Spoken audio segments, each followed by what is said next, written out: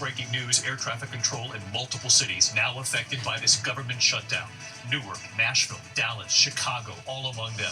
More air traffic controllers forced to work without pay, now calling in sick tonight. The FAA now warning at least 8 major air traffic control facilities facing staffing shortages tonight. What about the passenger planes in the air, and authorities now warning of delays that have already begun? Tonight, the new threat from President Trump, saying some federal workers who've been furloughed in this shutdown might not get back pay, saying some of the workers, quote, really don't deserve to be taken care of. Members of Congress still getting paid with no solution in sight. The fireworks on the Hill, Attorney General Pam Bondi and Democratic senators grilling her over the prosecution of President Trump's foes, including former FBI Director James Comey, and grilling her over the Epstein files. The White House tonight pleased with Bondi's performance. A medical helicopter crashing onto a highway. Drivers on that highway racing to try to lift the chopper up to save a member of the crew. The former NFL star quarterback Mark Sanchez tonight, the prosecutor in the case, telling ABC News the charges against Sanchez could get more serious. The prosecutor arguing Sanchez was the clear aggressor in that altercation with the 69-year-old. What Mark Sanchez's family is saying tonight. Overseas tonight, it's been 2 years now since the October 7th attack by Hamas. Tonight, the high-stakes talks underway to end this war and what's now expected tomorrow. Back in the U.S. tonight, summer in October, temperatures in the 80s, but the front now bringing storms and heavy rain already moving in. Lee Goldberg on the big change coming. He has the forecast. The crane into a home, a truck with a crane on it lifting off the ground as that crane then smashes through the roof. The hot air balloon crashing into power lines. There is late word on the condition of the pilot tonight. And America Strong this evening, you have to see this. The woman in desperate need, the hero dog that went for help. How that dog knew exactly what to do. And you'll see it. From ABC News World Headquarters in New York, this is World News Tonight with David Muir. Good evening. It's great to have you with us here on a very busy Tuesday night. We begin tonight with the breaking news: air traffic control in multiple cities now being affected by this government shutdown. Newark to Nashville, Dallas to Chicago, all among the towers and facilities now affected. More air traffic controllers who are working without pay calling in sick. And as we come on tonight, the FAA now warning of staffing issues in at least 8 major air traffic control facilities across the country. Nashville's tower, for one, has extremely limited staff, so some of its traffic, passenger planes coming in, are now being handled by controllers in Memphis. There are already delays and cancellations across the country. Authorities warn this is just the beginning. In fact, overnight, the airport in Burbank, California, forced to close its tower for nearly 6 hours because it had no staff. Controllers in San Diego taking over. The government shutdown with no end in sight, and those air traffic controllers, of course, are tasked with keeping our passenger planes taking off and landing safe. ABC's Gio Benitez leading us off from Newark Airport tonight. Tonight, just a week into this government shutdown, the disruption to air travel is growing. The FAA now warning of staff shortages at least 8 major air traffic control facilities, threatening cancellations and delays across the country. From Las Vegas to Chicago, Dallas and Houston to Boston, Newark, Atlanta, and Nashville, air traffic controllers are working without pay and now calling out sick. That's closed. Everything, the tower's closed. Last night, the airport in Burbank, California, was forced to close its tower for nearly 6 hours because it had no staff. Controllers in San Diego were able to take over air traffic control, but flights were delayed for hours. Is it because of the shutdown that you guys are doing? It's for staffing. Air traffic controllers are considered essential workers, and they don't get back pay until a shutdown is over. They're already facing extreme staffing shortages and problems with outdated equipment. Tonight, the union telling us the situation is not a coordinated sick-out. It's urging members to report for work, but says these air traffic controllers have bills to pay too. We work evening shifts. We work midnight shifts. We have single parents. And when you're not even able to afford the childcare, those are going to be the very difficult decisions that are made. And David, we're already starting to see these flight delays tonight. In fact, this is exactly what we saw during the last major shutdown. We're now seeing it again. And if this goes on, well, we could be looking at a situation that's much worse. David. Gio Benitez live in Newark tonight. Gio, thank you. Meantime, tonight, with this government shutdown, the new threat from President Trump now suggesting that some of the 750,000 furloughed government workers told to stay home during this shutdown may not get paid for time lost. The president said today, quote, "Some people really don't deserve to be taken care of." He was asked what he meant by that. By the way, members of Congress are still getting paid through this with no end in sight. Rachel Scott at the White House. Tonight, a new threat out of the White House. President Trump suggesting some of the 750,000 federal workers now furloughed without paychecks may not get back pay when the government reopens, even though that is the law. I would say it depends on who we're talking about. But for the most part, we're going to take care of our people. There are some people that really don't deserve to be taken care of, and we'll take care of them in a different way. The idea of the president deciding who will and who won't get back pay, a new fear for many federal workers. James Jones is a veteran who is now furloughed from his job as a maintenance mechanic in the National Park Service in North Carolina. If we don't get back pay, that's going to be devastating for a lot of folks, a lot of federal employees, because they're going to, they depend on that back pay money to catch up on their bills. President Trump would not say which workers stand to lose that money. Why do you say some federal workers should not get their back pay? Why do you say some? Well, you're going to have to figure that out, okay? Ask the Democrats that question. And Democrats say what the president is proposing defies a law he signed himself. The law is clear. Every single furloughed federal employee is entitled to back pay. Period. Full stop. And even some Republicans tonight calling it, quote, a strategic mistake. There's a lot of good, hardworking people out there. It's just, I don't think that is helpful discussion right now. Let's get out of the shutdown. All right, so let's get to Rachel Scott live at the White House tonight. Rachel, as we pointed out, Congress still getting paid, but no sign of any compromise or any end in sight. David, lawmakers are still getting their paychecks, but at this point, it does not even seem like these two sides are even talking. Tonight, Democratic leader Hakeem Jeffries saying the White House has gone radio silent on these negotiations, David. Rachel Scott again tonight. Thank you, Rachel. Now to the fireworks on Capitol Hill. Attorney General Pam Bondi and the Democratic senators grilling her over the prosecution of President Trump's foes, including former FBI Director James Comey, and over the Epstein files. The White House tonight pleased with Bondi's performance. Here's Pierre Thomas. Tonight, a defiant Attorney General Pam Bondi repeatedly clashing with Democrats on the Senate Judiciary Committee accused her of allowing President Trump to weaponize the Justice Department. What was once the Department of Justice has become the Department of Revenge and Corruption. Bondi challenged on her move to prosecute former FBI Director James Comey, just 6 days after President Trump publicly urged her to do so, posting, "Nothing is being done, and we can't delay any longer." I'd like to know from you what conversations you've had with President Trump about the indictment of James Comey. Senator, I am not going to discuss any conversations I have or have not had with the President of the United States. Did you see that? Connecticut Senator Richard Blumenthal showing a picture of Bondi at the White House the night before Comey was indicted. That's Was a great James picture. Comey discussed at that dinner? I love that picture. That's a great picture. And there were a lot of people there that night. The Attorney General also refusing to explain why the Justice Department closed its investigation into a close Trump aide. Border czar Tom Homan, who allegedly accepted a bag stuffed with $50,000 in cash in 2024 as part of an FBI bribery sting, a transaction allegedly caught on tape. Is there a tape that has audio and video of the transfer of the $50,000? You would have to talk to Director Patel about that. No, I'm talking to you. I don't know the answer, Senator. Yeah, you do know the answer to Don't call that. me a liar. I didn't call you a liar. Bondi declining to say what happened to the $50,000 in cash or whether Homan even took the money. General, I said that. Do you know sitting here? All I know is that Deputy Attorney General Todd Blanche and FBI Director Patel said there was no case. The Attorney General also grilled about the Justice Department's refusal to hand over all its files to sex offender Jeffrey Epstein, and whether the president himself was named in the files. So who gave the order to flag records related to President Trump? To flag records for President Trump? To flag any records which included his name. I'm not going to discuss anything about that with you, Senator. Eventually you're going to have to answer for your conduct in this. But as Democrats demanded answers, Republicans heaping on the praise.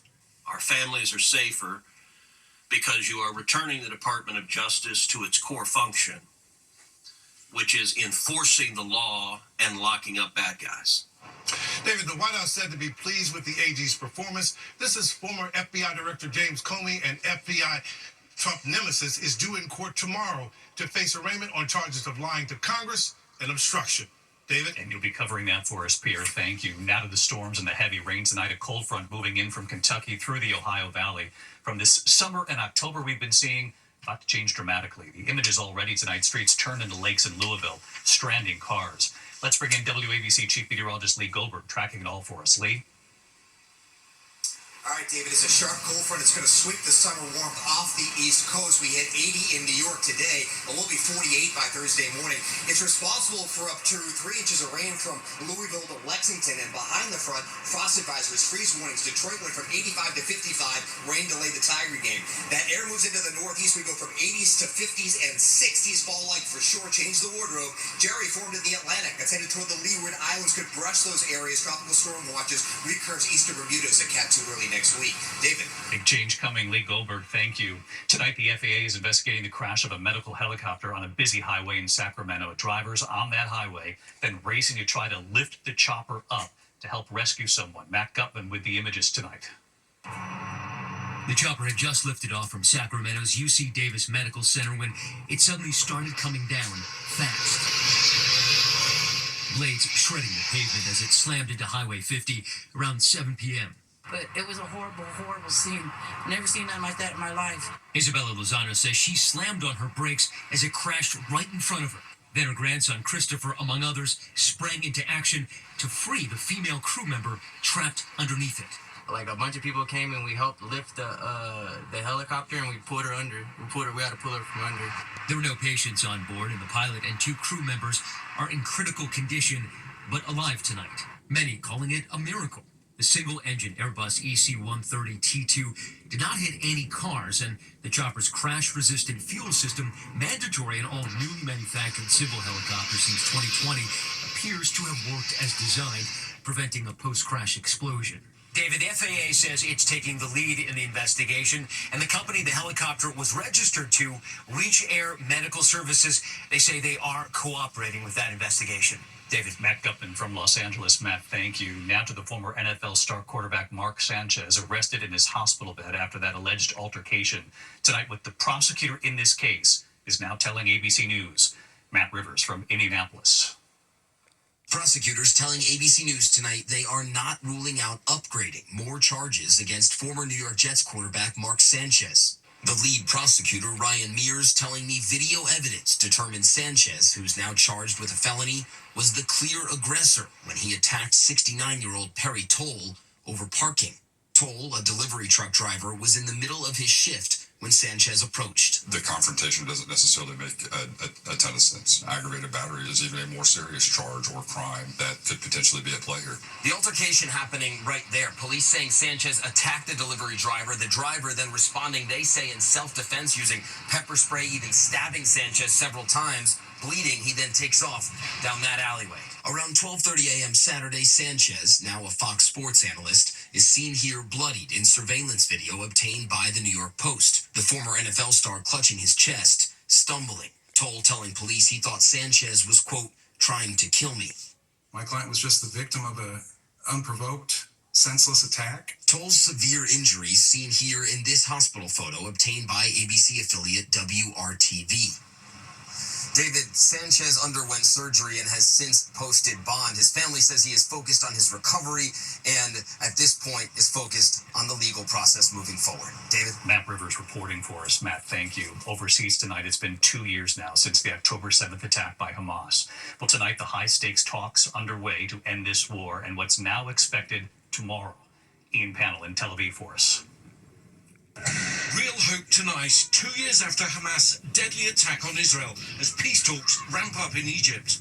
Top officials from the US, Qatar, Turkey and Israel set to join tomorrow as momentum grows for a deal to end the war and bring all the remaining hostages home. Israel today pausing to mark the moment Hamas attacked, killing 1,200 people, taking 251 more hostage. On the morning of October 7th, 2023, thousands of Hamas militants stormed across the border into Israel, many of them coming here where there was a music festival taking place. At the sound of gunfire, panic and terror spread through the crowds as they tried to escape as the gunmen opened fire. Tal Haimi died defending his kibbutz, his body still being held by Hamas in Gaza. Tonight, his cousin Udi praising President Trump's push for peace. Has President Trump's direct involvement in this made a difference? This would have not have happened. This wouldn't have happened without the direct involvement of President Trump. I have no doubt in my mind. Our team on the ground in Gaza, where 2 years of bloody war have left over 67,000 dead, according to the Hamas-run health ministry. Ahmed Temraz skeptical a deal can be reached, saying Gaza is a graveyard for the living. Our lives are not a toy in your hands. It's enough.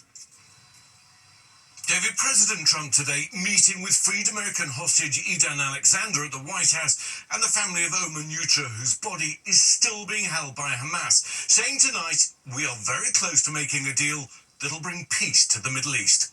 David? Ian Panel with us from Tel Aviv, who's been covering this war from the start. Ian, thank you. When we come back, a hot air balloon crashing into power lines, the images coming in, and there's news on the pilot's condition tonight. Also, the crane into a home, the truck with a crane on it, the truck lifting off the ground as the crane smashes right through that roof. And later, America Strong. Tonight, you have to see this. The grandmother in desperate need, the hero dog that went for help, how the dog knew exactly what to do, going up to the deputy's car. And you'll see this in a moment.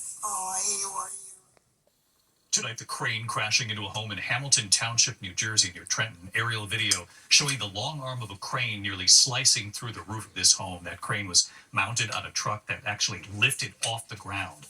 No one was hurt. When we come back here, a hot air balloon crashing into power lines. There's news on the pilot tonight.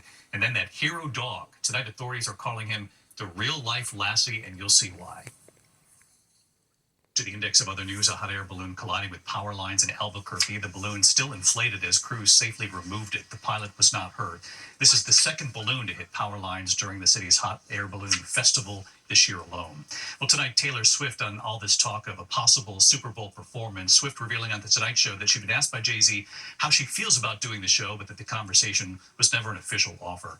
By the way, she did add that if she was officially asked, she wouldn't be able to do it, saying she's, quote, too locked in to do the show anyway, so busy with her schedule.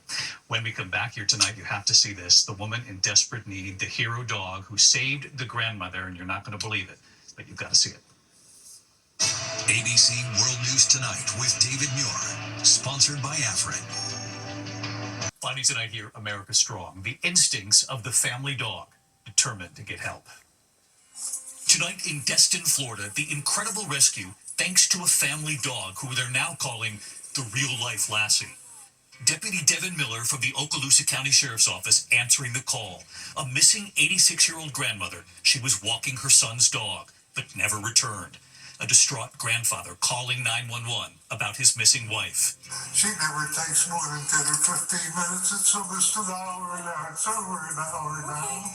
That grandfather giving a description of his wife and the missing dog named Eeyore. Deputy Miller searching the neighborhood, and then... Where's the dog? Hi, baby! Suddenly spotting the dog running right up to the police car. Hi, baby! Where's your mama? And watch this. The family dog, Eeyore, guiding the deputy from the street to the backyard and then right to a nearby golf course. Deputy Miller using her flashlight in the darkness. Then, the deputy spotting the missing grandmother right there on the ground in the distance, running to her. Radioing for help. 322 SM. She's laying here on the sidewalk, alert and conscious. And then listen to the question from that grandmother. Where were you when I was here? I was in front of that house right there. Hey, the dog brought me over. Oh, you're such a good boy. You're so good. That grandmother safe and sound thanks to that deputy and to the dog who guided the deputy right to the woman in need. Right here tonight. Good evening, David. Okaloosa County Sheriff Eric Aiden, proud of his deputy and proud of one very good boy. The old adage of dog is a man's best friend. In this case, dog was truly a woman's best friend. It shows the true unconditional love and the instincts that a dog can bring in times of need. Dogs are as pure as it gets, and we're glad Grandma is safe. I'll see you right back here tomorrow. Good night.